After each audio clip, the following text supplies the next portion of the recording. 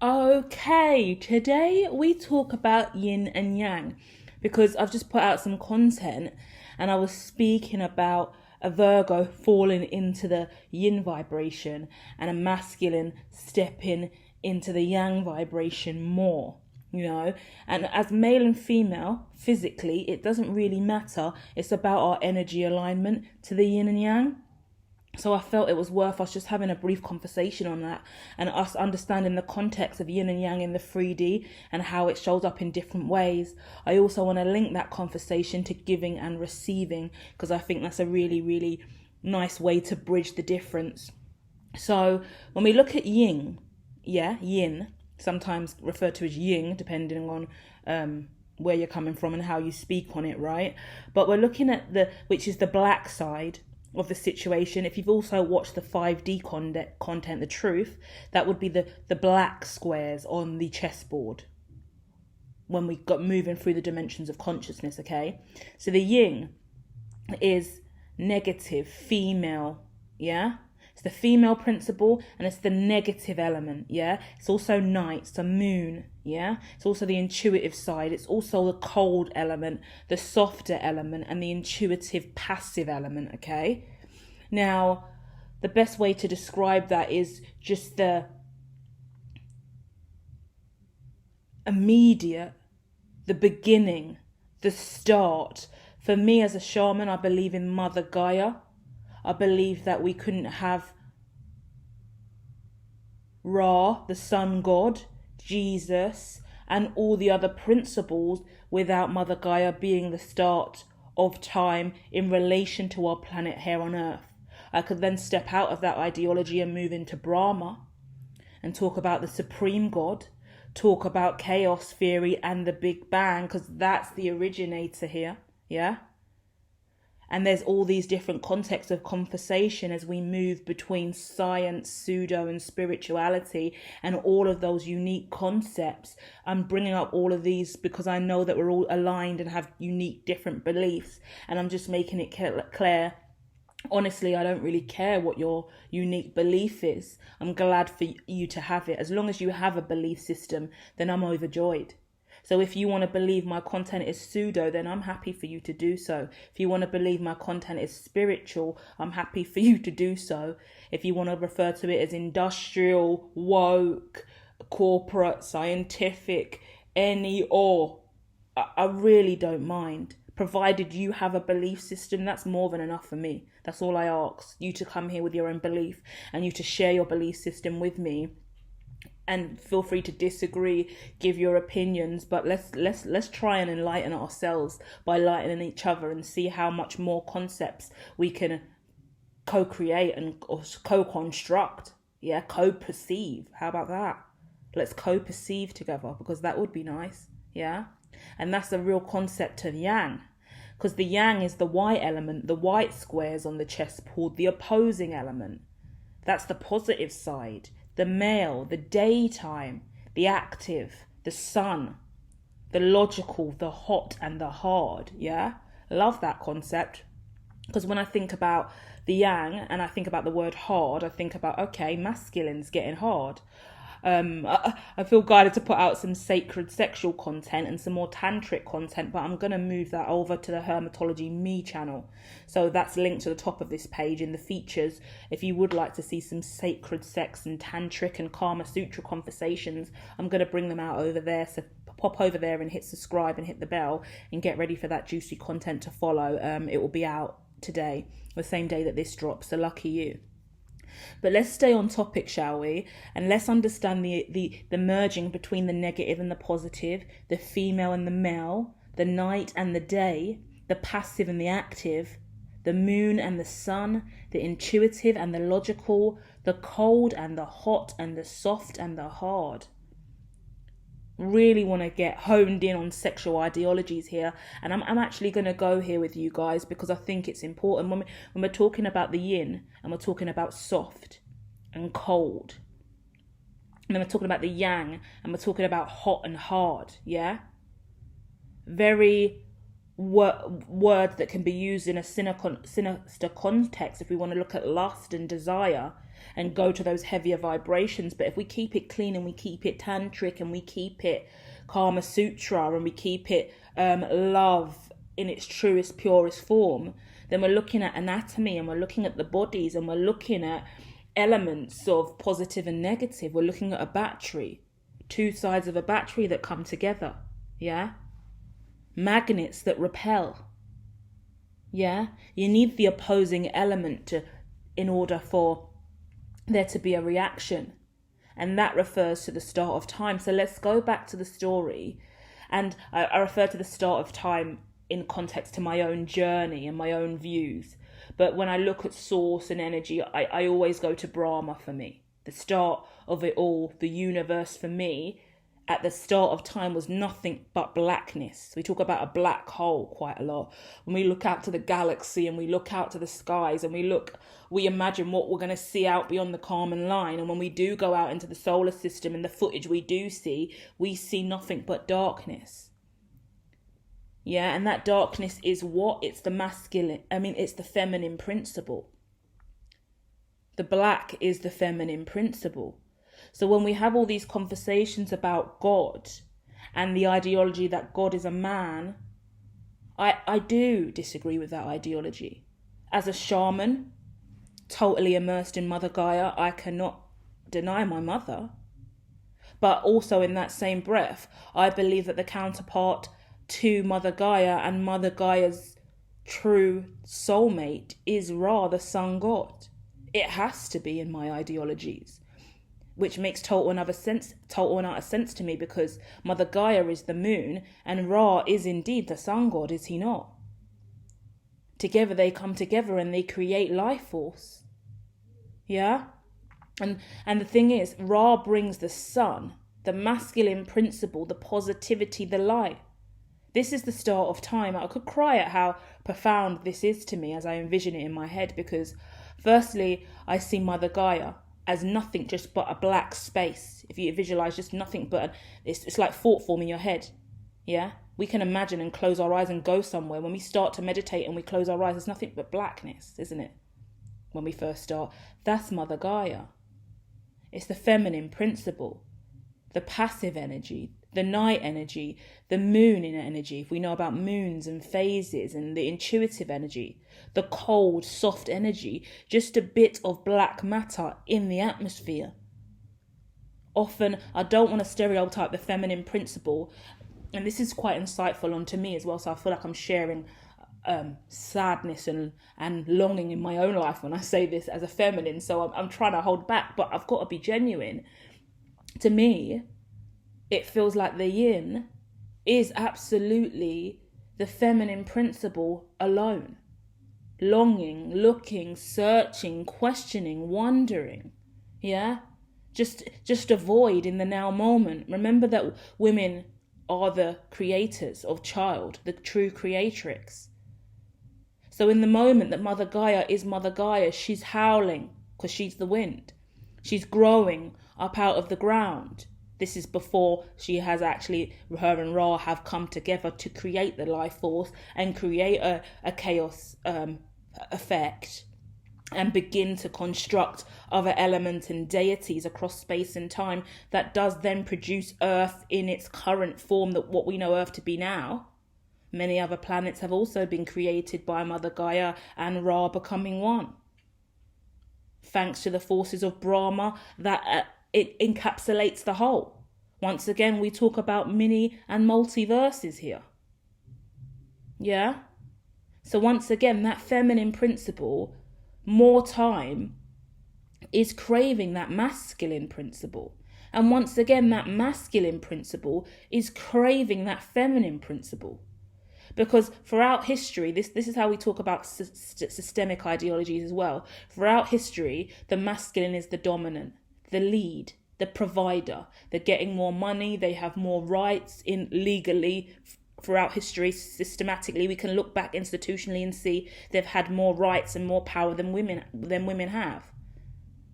And that's because the woman, the feminine principle, Mother Gaia included, she will not deny this, She was in a void for a long period of time in the dark. She's only known the dark for she was the moon. The moon long existed before the sun arrived, is what Mother Gaia would say. Years and years of longing and loneliness, seeking and wishing there was more. The negative principle. Women are always seen as the nagger, the moaner. Oh, the missus is moaning again. Oh, the nagging wife, the nagging woman. Oh, that narrative, it's also stemming from the start of time. Mother Gaia would also agree, yeah, I've been moaning here in the dark because I'm nothing but blackness, seeking the light, idolizing more. So the ideology of yin and yang, to me, is a story at the start of time told by Brahma of the first two initiates of light and dark to create the negative and positive impact, the seed, the atom, the growth, the experimental design, the O1, the inferences, the Big Bang, the moment in space-time where light and dark, O and 1, come together to create more.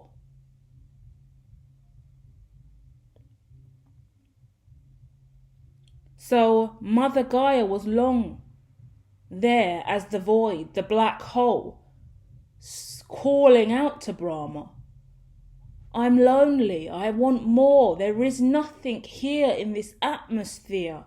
Oh Brahma, you talk to me and you tell me there's more. Oh Brahma, oh Supreme, I have a dream, I have a vision. Mother Gaia's talking to Brahma. Brahma, I see leaves and trees and lands, oh Brahma. I see people walking on the land. I see seas and tides and planets. I see ozones. I see stars. I see ethereal energy and matter.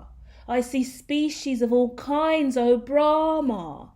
Tell me why I see all of those things, O Brahma. Yet I live in the dark and I am in a void of nothing but me and this darkness.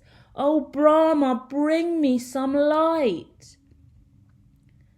And in that same breath appeared Ra, the sun god. I am here, and I have always been here, and I rise every day at the crack of dawn, and I shine, and I give off light, but I am far from you, O moon, Mother Gaia. You do not know that I exist. You do not see me in your space and time. For when you lay your head down to rest, I rise. And when you rise, I lay my head down to rest. Like ships passing in the night, we never know if the time is right. But I am here, I do exist, and I continue to shine. I see the same things you do in the day. I dream of these things too in the night. I know it's right. So imagine Mother Gaia rising up every night to give off that moon glow. And Ra every morning rising up to give off that day glow. Both of them aware of more, both of them knowing more, but both of them never being able to truly see each other, for they are like ships in the night. That's the ideology of eons and eons and eons and eons and eons away from each other. Imagine we didn't have a sun out there around Earth. We wouldn't have day. We wouldn't know day exist. We wouldn't know light. The planet would be barren. Yeah? And that is the ideology of what Mother Gaia went through until there was sun. So all fractals and all parts and parcels, before the sun was close enough to the moon, we had nothing. And that's the truth of yin and yang. And Mother Gaia and Ra, for eons and eons and eons and eons and eons and eons and eons, have been moving through the galaxy and moving through the solar system to get to a point where they were close enough to see each other. And I speak a lot about living in the grey. Not everything is black and white. Sometimes we need to live in the grey. We need to walk in the grey. I talk a lot about me identifying as a median split when I'm in my experimental researcher mode. And the ideology that I'm centered between two skewed perspectives of reality. For if I am too far to the sun with Ra, or I am too far to the left with Mother Gaia, then I can't truly see the other. I can't truly embrace the other.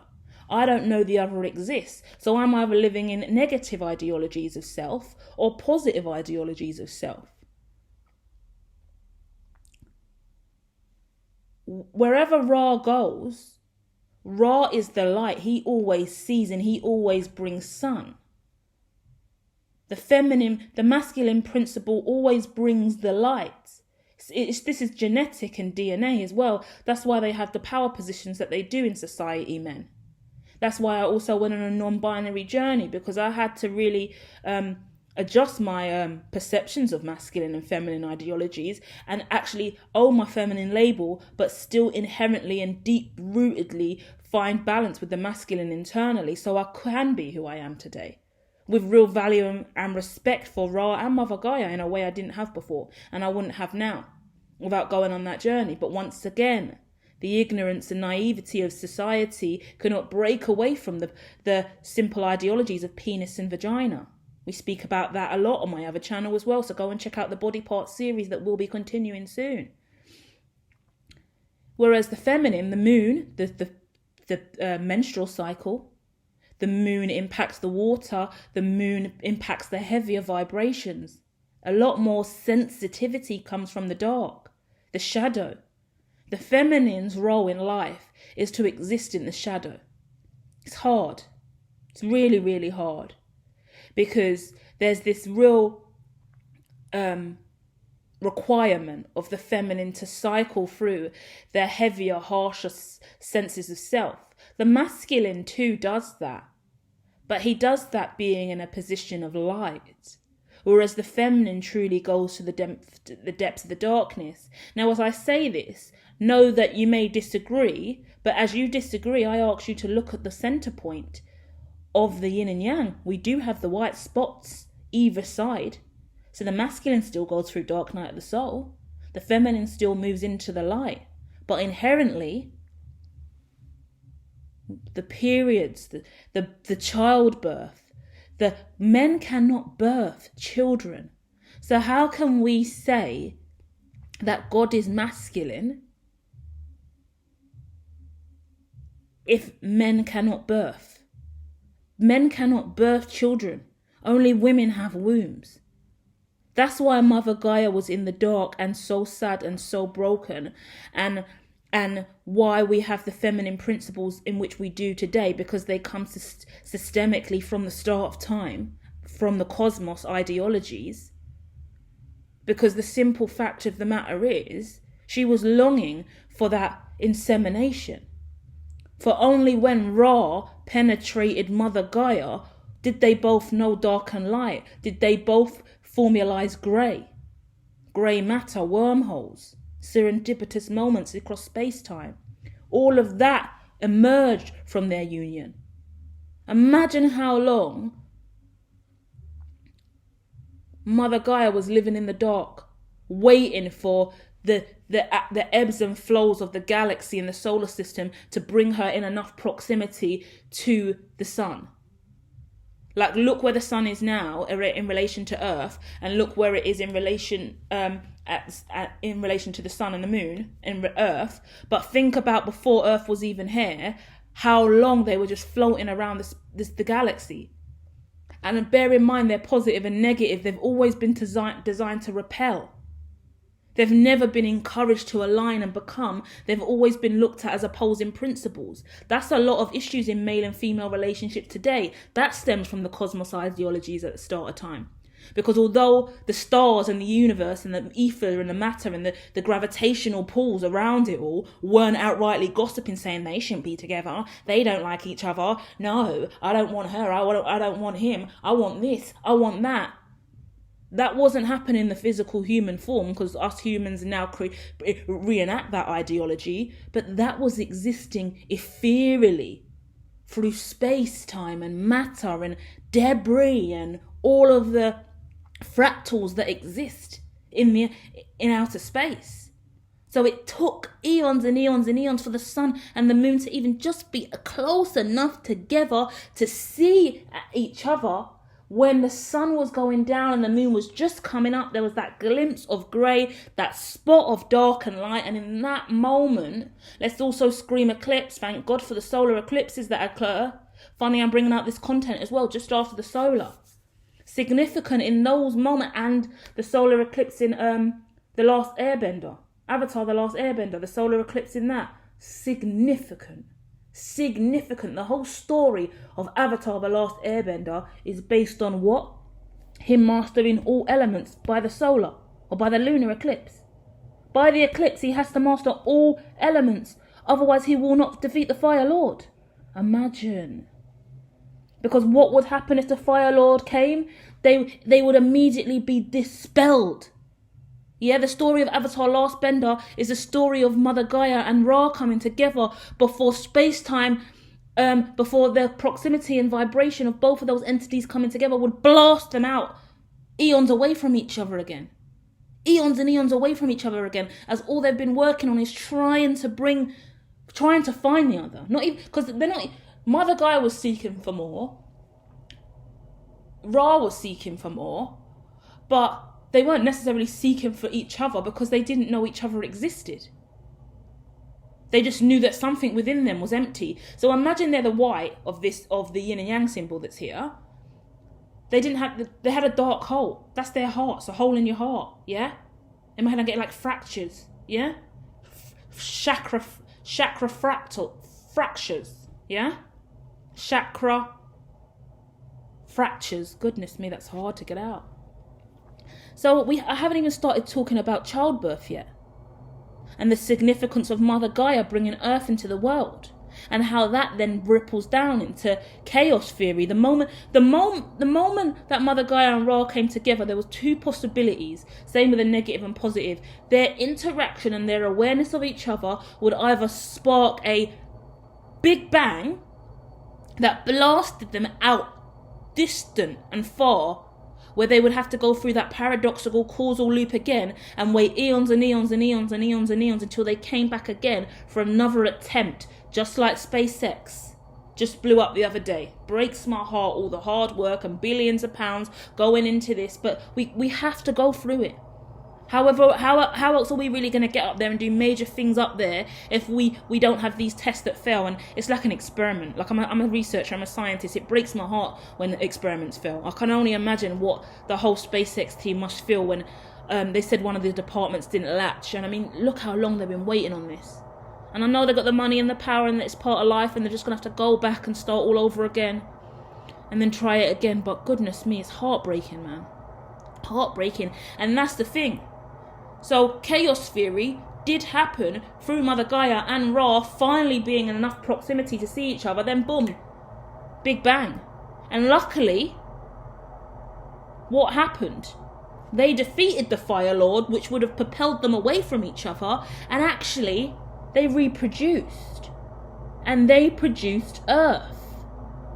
Brahma is the supreme. He created Mother Gaia as in his own little jar, his own miniverse.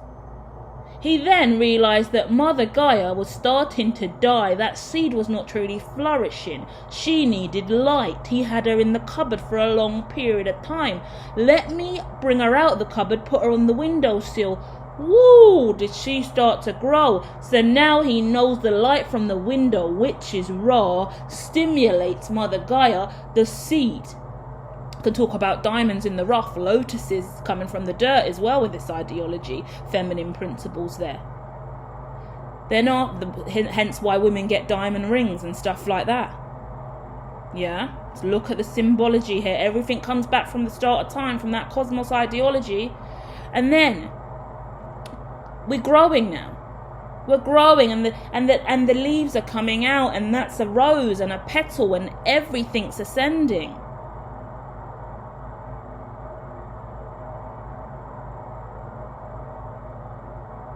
A lot of background noise today, guys, but I'm not going to move because I'm in the flow.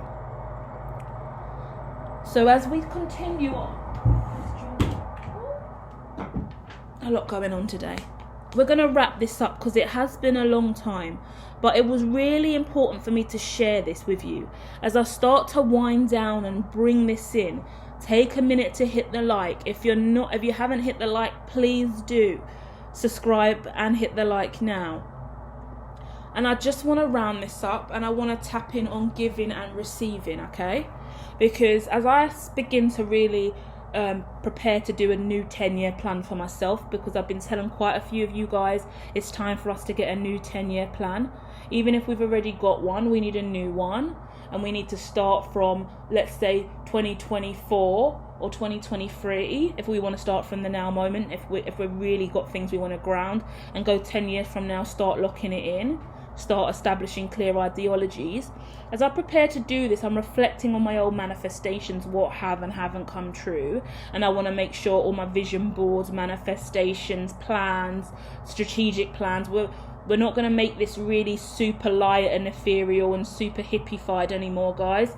This is a corporate awakening. This is talking about making real impact in the real world, doing real things that are going to benefit us long term. A lot of us spiritualists have very little money, but we give all of it away to charity. We are the real philanthropists, real humanitarians, giving and doing so much for others.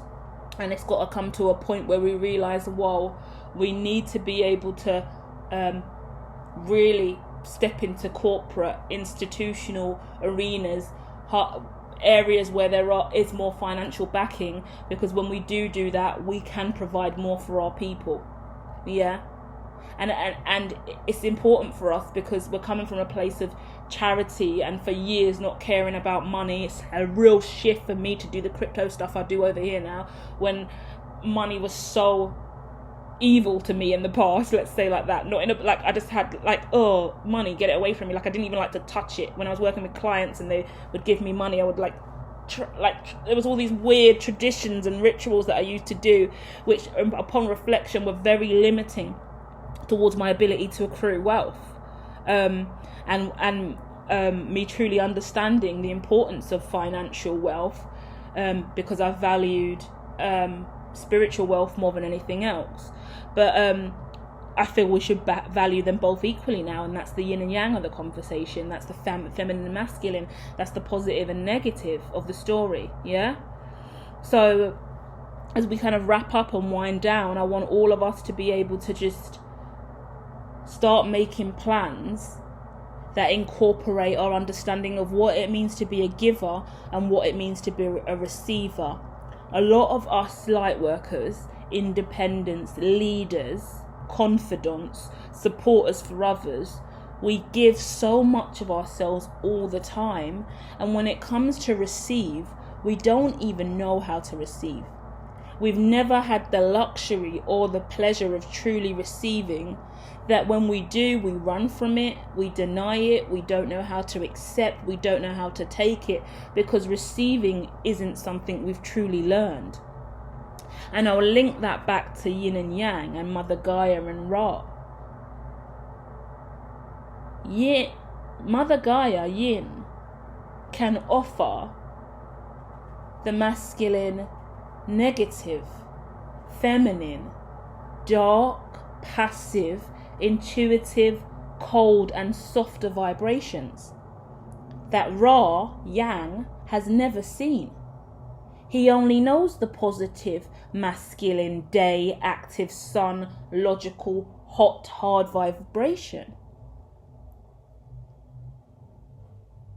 He is willing to offer this vibration to Mother Gaia.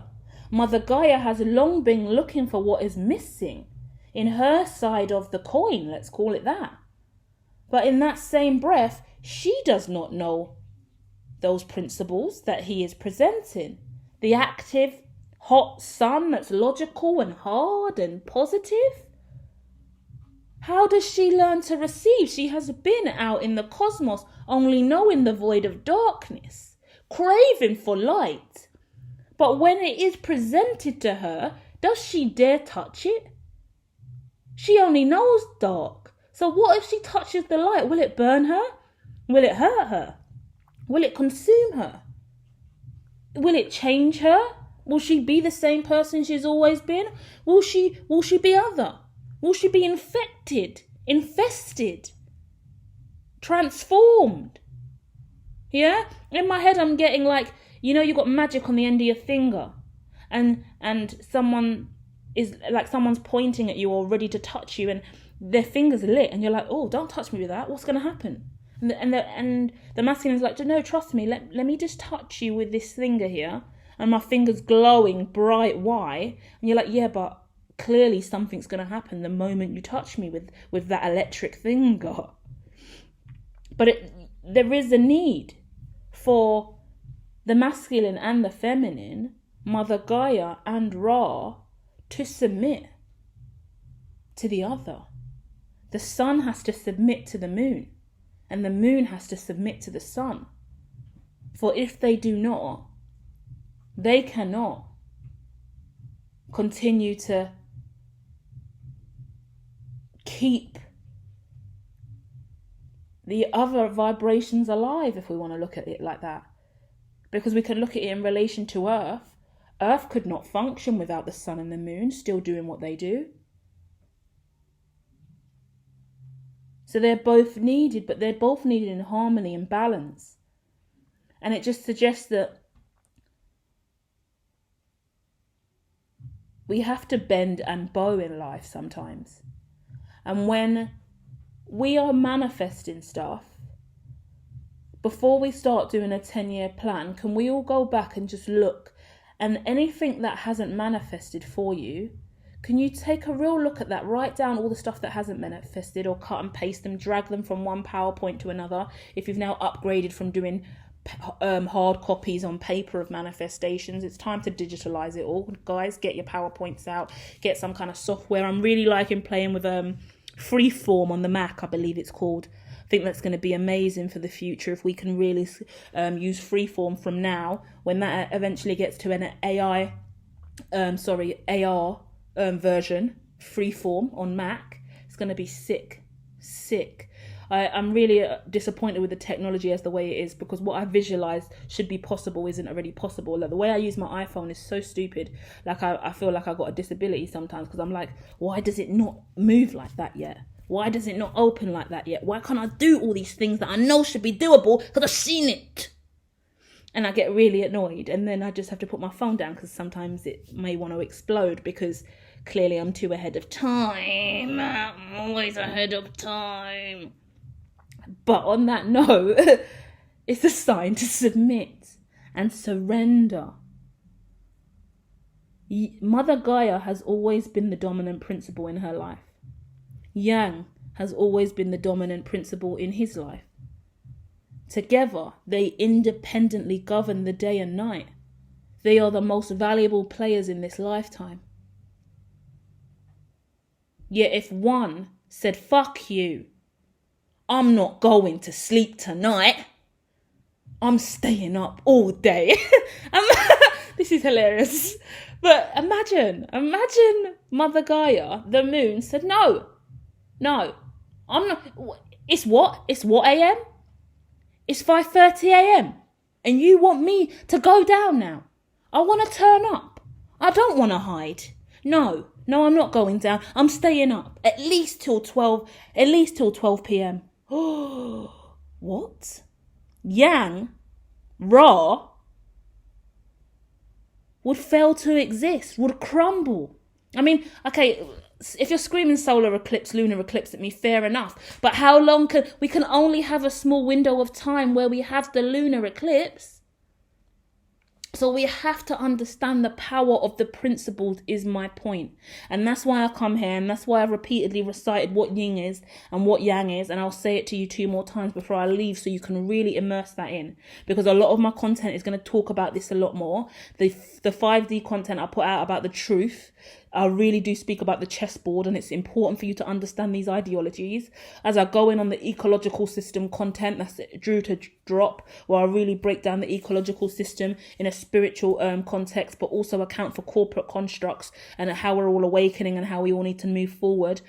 That's going to be a really important piece that I'm going to refer everyone to over and over again when I bring up certain stuff in conversation across all my content on the channel. So that's going to be important, and I want the masculine and feminine principles to be truly affirmed in that. Yeah.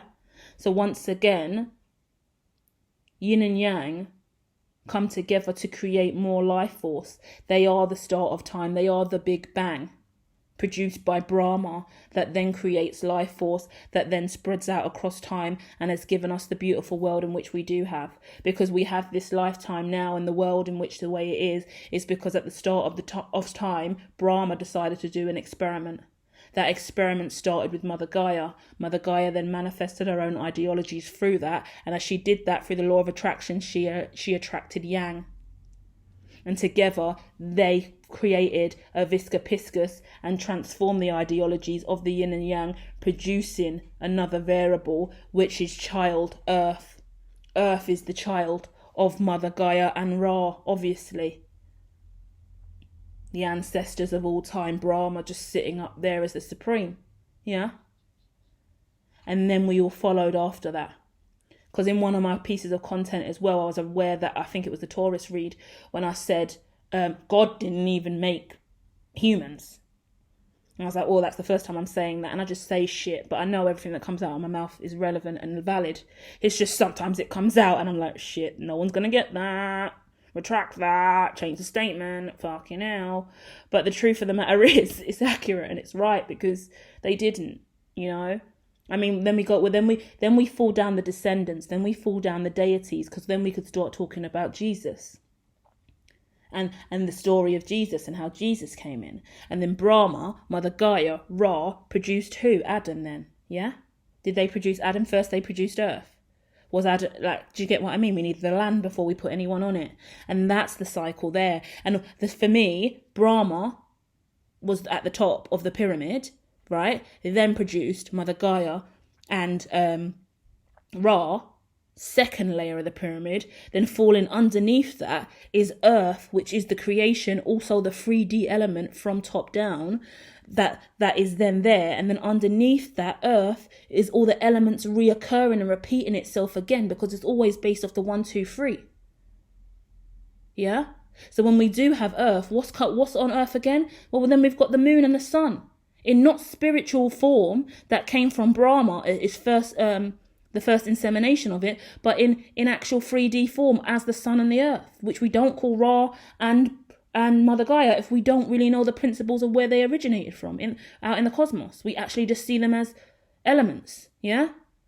So then they come down, and then the sun and the moon as physical things now, separate from spirit, actually create Earth and nourish Earth, and then Earth itself then goes through what? Its own miniverse, and then begins to produce what? Insects, animals, first plants and stuff like that, but then they become their own inhabitants, and then things start to grow and develop off of that, and then we have evolution because Darwin is real. Yeah? And then everything evolves from that over time, more and more constructs, and then the first human evolves in line with all of that. God is real, he does exist, people. But it's all part and parcel, and it's all in stages, and there is no separation from the Big Bang and Brahma, and Mother Gaia, and the moon, and Ra, and the sun. All the same. All the same. So I hope that found some of you guys well. For me, I really enjoyed sharing this with you all today. Once again, go and check out the other channel for the sacred readings. We're going to do some Mother Gaia healing content and some Ra healing content in regards to giving and receiving, especially in regards to Tantra and Kama Sutra, and just healing vibrations, less of a sexual conversation, but more of true understanding of how to give and receive, and the negative and positive aspects of self, and how important they are to come together, right? This is also relevant for relationships, and how we love each other in relationships, and how much we're willing to settle and sacrifice and bend and bow for the other, because we have to be fluid and we have to flow in relationships. And this was important for me because obviously I've told all of you guys to go and check out your charts and check out what hasn't manifested in the past, so you can truly understand what hasn't manifested and why. Because some things show up in your manifestations, but you didn't want it. It didn't show up in a way in which you thought it was going to, so you denied it, you rejected it, you didn't know how to receive it. All my manifestations, when I look back, they're there. But I didn't know how to receive it that time, or I perceived it not to be enough. I perceived it to be incorrect. I perceived it to be too much for me to accept, or too much to hold. I didn't feel worthy. I didn't feel good enough, or I felt too good and too worthy, too above it. Do you get what I mean? The polarities of both. So within that same breath, we need to look at what we're manifesting and understand what we're attracting into our lives. And before we can expect to manifest anything grandiose or anything, we need to work out if it is too grandiose. Because if I'm manifesting all of this, have I got the capacity to hold that? This is my manifestation. This is what I want. Can it fit into the space up? Is there space for it? And that's the biggest denominator that's going to let you know whether or not that manifestation is really going to come to matter. Is there space for that in your life? Truthfully, authentically. And is there space within your psyche? Is there space within your heart? Is there space within your solar plexus? Is there space within your sacral? Does your chakras have the space to hold all of this? Because remember, your manifestation may be a car, a house, a relationship, a career, a lifestyle, a business. But that business has fractals. And that business breaks down into different parts.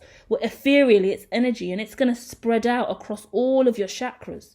A part of that business is going to need your root chakra. A part of that business is going to need that sacral. A part of that business is going to need your heart. It's going to need your third eye. It's going to need your crown. It's going to need your throat.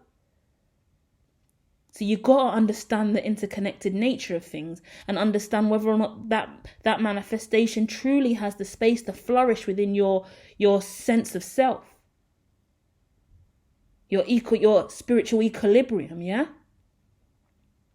So just let go of anything that hasn't manifested for you in the past and that you feel like hasn't worked for you. And understand it's right there in the ether right now, circling around, looking for another way in. And it's only going to find that way in when you're clear about what you want and it can see a clear space for it. Because energy cannot die. It can only be transferred from one place to another. We know this.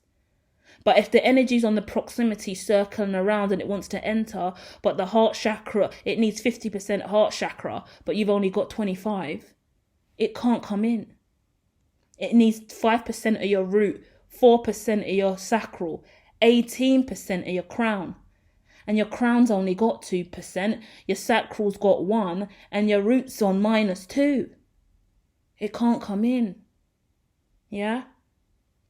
So it's about finding that equilibrium with yourself. To bring that to a more realistic context, it's about your ability to give and receive. Transmute energy. Yeah?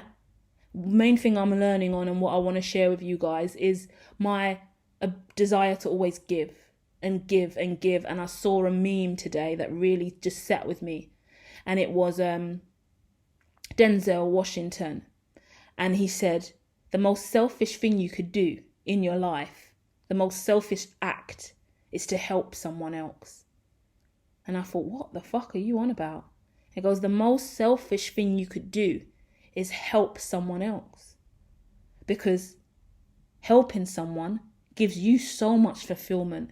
Helping someone is the greatest feeling of all. Helping someone makes you feel incredible. It lifts you up. It changes your vibration. It makes you feel worthy. It makes you feel powerful. That's just selfish of you.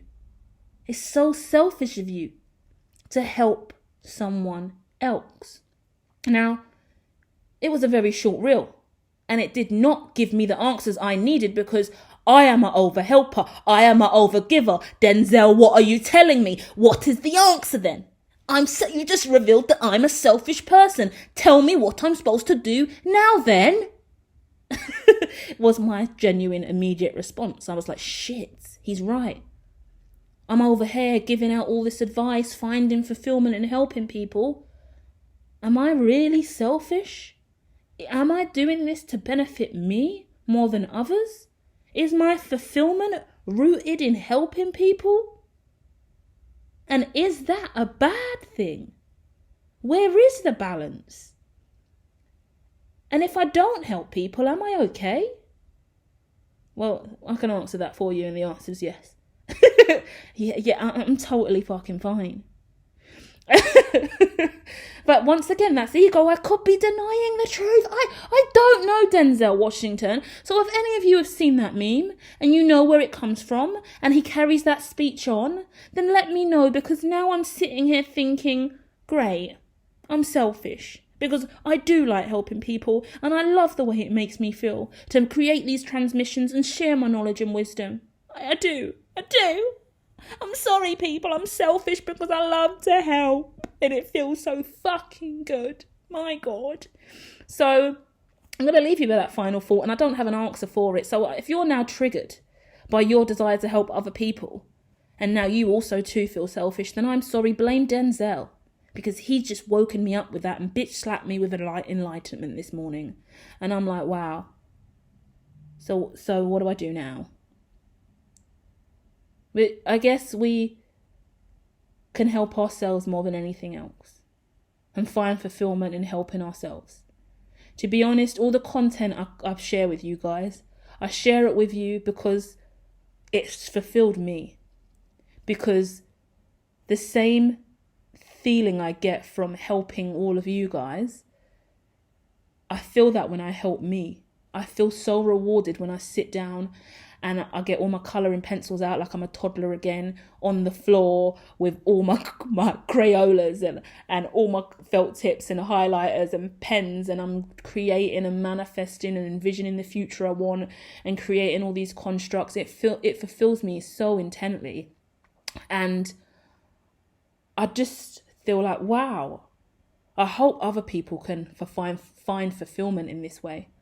And when I come up with these concepts and ideologies and I do my experiments, they're always rooted on me. So genuinely, I'm really selfish and self-centered. Go and check out my Her Members Only page where I do 7 months of radical self-love. I mean, goodness me, selfish. If you want to know selfish, head over there.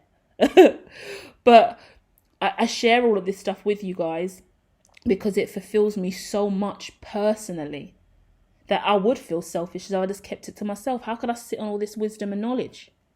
You know, how could I sit on all this abundance? How can I sit on all this fulfillment that I have by myself? I do such amazing things by myself. I live in my own magical fairy tale land. Like, in my mind, I'm constantly going through cycles of ideologies and dreams and visions and creations and thoughts and feelings that just make me feel great and incredible when I really allow myself to just be that inner child and just create and explore and be that researcher and that experimentalist. It's so dreamy for me, and I just like the idea that I can share that with everyone else, because I mean, I would rather the world be full of people like me who are out there and coming up with their own unique concepts and sharing and bantering and debating these ideologies, because it's nice. I guess it's nicer than, how's the weather today? Oh, that's nice. Oh, good day at work. Like, it would be nice to have more. I really struggle in any context where I have to have a general conversation that normal people have. I can't go there. And I actually get a little bit fearful of any situation I'm in where I feel like I may be forced to go there, especially when I know there's so many other places that we could go and that I would like to go, you know, in conversation. And once again, that's the negative and the positive. That's the balance, the yin and the yang. Understanding when you can give all of that and when you should receive all of that. Yeah, the balance of how much content I give you guys as well, and how much I hold for myself, how much personal information I share about what I'm going through, and how much I hold back, how much I open up and let people come in towards me and I receive their love and abundance and their offerings, in regards to vice versa, how much of it I'm willing to give out. How much of my ideas, my beliefs, my intellectual property am I willing to put on the line and provide and give to everyone else? Because the final thought here is, in so many contexts, we take our heart out of our chest and we give it away to other people. And we may not feel like we do, but we do. And in many situations, for me as a researcher, when I share my research findings, when I write white papers and I share philosophies and ideas, and I create content and all the reports I create, everything on my website down to the website itself, that's my heart I've taken out of my chest, you know? And I've put it, I've matter of facted it, and I've turned it into a 3D construct. And even every single bit of content on the platform, on my channels, every channel I have, that's a piece of my heart I've given to all of you, you know? And it's about understanding who you give your heart to, how you give your heart out, and how you allow yourself to receive the love back from that, I guess. Or in context too, because if you're always giving your heart out to the platform, giving your heart out to everyone else, are you once again providing enough space for your heart to come in? I mean, to love to come in towards you, yeah? If 90% of your heart chakra is a giver, then how much percentage have we really got left for the receiver? Yeah, which is also you. Negative, positive, giver, receiver, same context in the conversation, yeah? So I'm talking to all my light workers out there and just reminding you, it's really, really important to receive. You're either the yin or the yang. We know we are indeed both, but we may identify more strongly with one of those principles. And in that same breath, like, have a little weigh up of whether or not you think you're more yin or you're more yang. This year, like, I would do candles. This is so me, how I work right now. I would do yin and yang candles. Like, if you know about crypto, yeah, then we'll look at the yin as the bull and the yang as the bear. Or actually, I would switch it around, right? Bear market, yin market, yang market, bull market. And with those ideologies and those principles, you can go through month to month in your life, creating a little energy chart, energy market. I don't want to give away too fucking I talk too much, giving away secrets for the future, but I'm going to stop there, because that's a little ideology for some amazing stuff that's coming in the future in regards to energy and how we all share it and align to it, and at least work on it internally within ourselves. But that's an activity for you guys that I'll share, where you could just sit there and weigh up your whether or not your January, your February, your March, or your April was more of a yin month or a yang month. Yeah? And then actually, what is your goal? What are your predictions for the future? What do you forecast coming in for June and July and August and September? What are you predicting for yourself? Yeah? Just to help you get a better balance between your yin and yang. I hope that all finds you well, you know? And I'm going to leave it there, collective, yeah? Love, light and prosper, my friends.